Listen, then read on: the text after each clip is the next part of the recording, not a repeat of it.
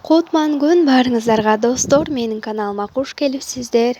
Бүгүн сиздер менен азыркы учурдагы заманбап новинка салаттардын бири ала тоо салатын жасайбыз. Видеону аягына чейин карап, лайк коюп, комментарий жазууну унутпаңыздар.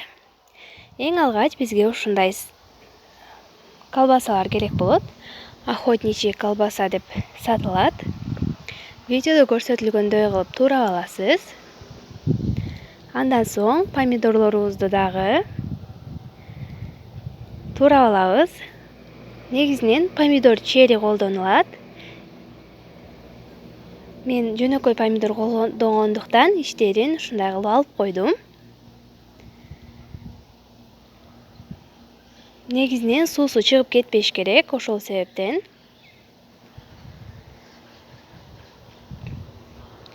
Мага бул салатка 2 помидор керектелди. Салатыбыз 6 тарелка чыгат.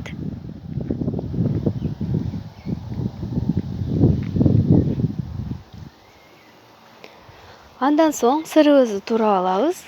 Сырды дагы видеодо көрсөтүлгөндөй калың кылып кескенге аракет кылыңыз. Ошондо гана тарелкада өтө кооз көрүнөт.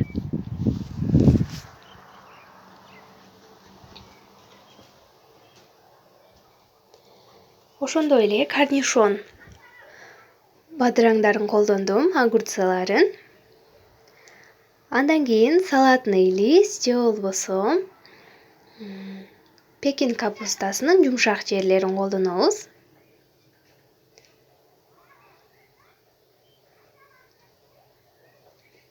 Буларды дагы 4 бурчтук кылып чоң-чоң кылып туурап алабыз.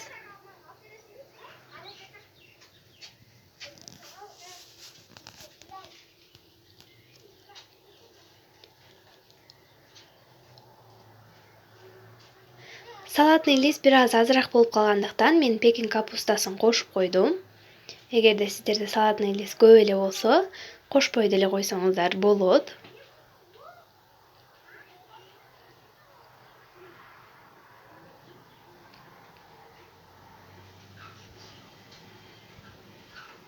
Бардыгын туураштырып салып алабыз. Андан соң калыбыңызга жараша 2 же 3 аш кашык майонез кошобуз. Мен алдын ала чечил сырын даярдап алганмын. Бири-биринен үзүп, ажыратып даярдап алсаңыздар, салатка кооздук иретинде колдонсоңуздар болот.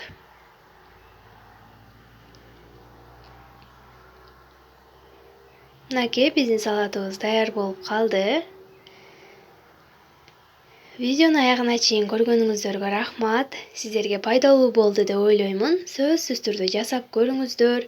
Конокторуңуздардын маанайын көтөргөн, дасторконуңуздардын көркүн ачкан салаттардын бири болот. Каналыма катталып, лайк коюп, комментарий жазып, колдоп өтүүнү унутпаңыздар. Кийинки видеолорго чейин аман болуңуздар.